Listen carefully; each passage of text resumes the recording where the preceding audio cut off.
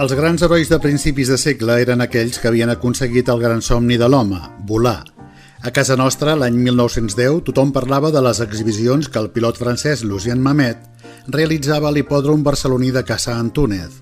Poc després, l'any 1911, fou el famós Jules Bedrines qui, fent el vol París-Madrid, es convertiria en el primer heroi popular de la naixent aeronàutica.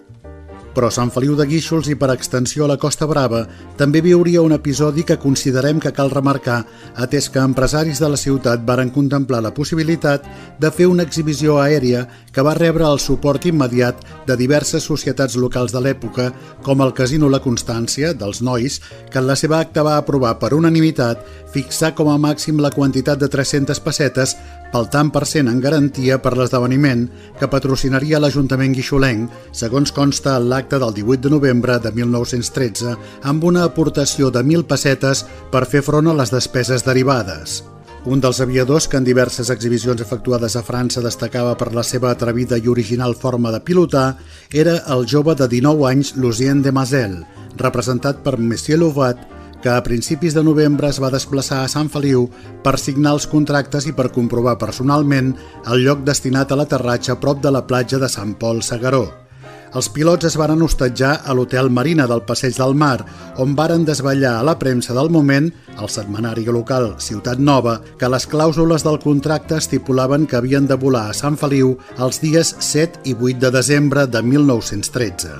L'aparell havia de ser un biplà construït pel propi aviador, de tipus militar, que incorporava un motor de 100 cavalls, una hèlix de 2,70 m que generava 1.200 revolucions per minut, que pesava 360 quilos, que es convertirien en 600 amb el combustible, l'oli, l'aviador i el passatger, i que podria assolir una velocitat de 120 km/h. Aquell esdeveniment mereixeria una atenció molt especial, atès que eren conscients que estava a punt d'escriure's una de les pàgines més importants de la història moderna i es varen crear 3 comissions, la de propaganda, l'administrativa i la de l'esport.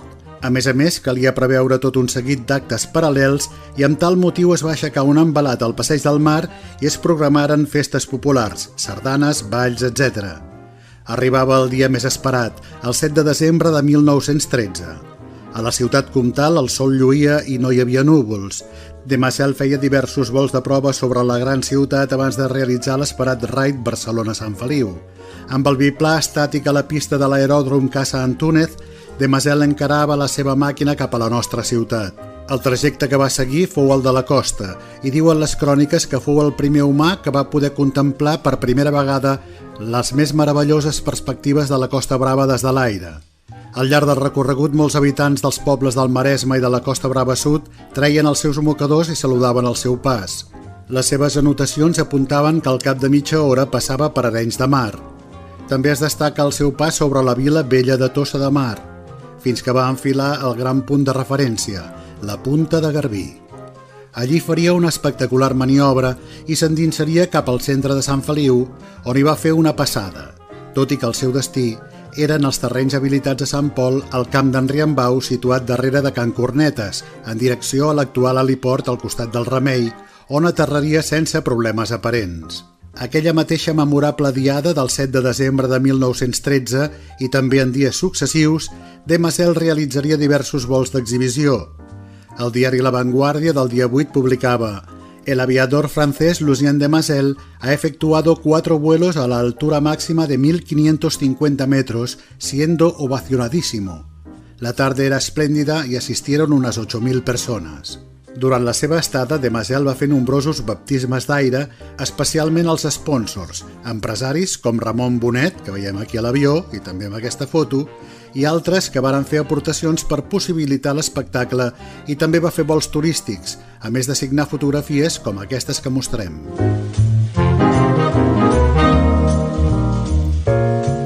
Finalment, el dia 10 de desembre de 1913, havent dinat, i davant d'una gran multitud que li havia mostrat la seva admiració en actes diversos i pels carrers de la vila, l'acomiadava mentre s'enlairava amb rumb a Barcelona, on va aterrar-hi a les 14:25 sense cap novetat. Fins 21 anys més tard, l'any 1934, no es viuria cap altra festa de l'aviació a les nostres contrades amb motiu del Ral·li Costa Brava d'aviació a Ridaura. Però Lucien Demasel no només no seria oblidat, sinó que justament 50 anys més tard es va commemorar aquell episodi històric. La mateixa noia, Aurora Duran, filla de l'alcalde de 1913, Narcís Duran, que li va donar el ram de flors mig segle enrere, li va tornar a donar a la tornada. Aquí teniu la foto. Es varen organitzar actes molt emotius per reviure el primer raid aeri entre dues ciutats a l'estat. L'alcalde de l'època, Joan Puig, li va lliurar una placa en nom de la ciutat i durant aquells 7 dies de desembre de 1963, un sopar de gala als salons del prestigiós Hostal de la Gavina donava l'oportunitat al pilot de rememorar l'històric viatge. Demasel deia en alguns apartats del seu Parlament: entre 1913 i 1914 vaig realitzar més de 70 viatges per Espanya. Tots varen ser molt grats, però l'arribada a Sant Feliu i el vol que em va conduir fins aquí fou el més gran i agradable que recordo per la rebuda i l'estada, però confesso que vaig passar molta por i vaig témer que es frustrés. Dels 10 cilindres que tenia el motor, 3 varen deixar de funcionar en ple vol, perdent alçada i veient com s'acostava perillosament als cims de les muntanyes. Gràcies a Déu vaig poder arribar amb un immens alleujament. Colom va descobrir Amèrica i jo, l'any 1913, vaig descobrir la formosa ciutat de Sant Feliu de Guíxols. Mai no els oblidaré. Avui un carrer porta el seu nom a Sant Pol, just on va fer la gran proesa com a representant de la modernitat de principis del segle XX i que va ser capaç de reunir 8.000 persones que varen veure a pam i toc a l'autèntic home ocell de l'època, Monsieur Lucien Demasel. I això és tot per avui, amics. Espero que us hagi interessat aquesta crònica i que la pugueu compartir. Moltes gràcies i fins la propera.